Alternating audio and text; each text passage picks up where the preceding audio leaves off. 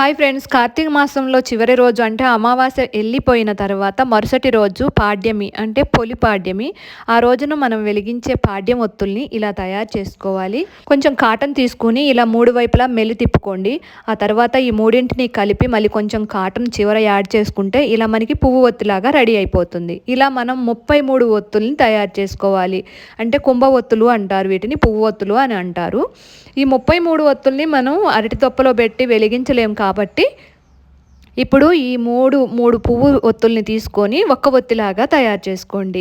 మళ్ళీ కొంచెం cotton add చేసుకొని చివర ఈ మూడింటిని కలిపి ఒక్క ఒత్తిలాగా తయారు చేసుకుంటే మనకి అప్పుడు 11 ఒత్తులు అవుతాయి. ఇప్పుడు మనకి వెలిగించడానికి ఈజీగా ఉంటుంది. ఇప్పుడు మనం అరటి దొప్పలో ఈ 11 ఒత్తులు నేతిలో నానబెట్టుకొని ఉదయం అరటి దొప్పలో ఈ 11 ఒత్తుల్ని ఉంచి పూజ అనేది చేసుకున్న తర్వాత మన ఇంటి దగ్గర తులసి కోట ముందు ఇత్తడి తాంబాళంలో నీళ్లు పోసి ఈ ఒత్తుల్ని వెలిగించి ఆ నీళ్ళ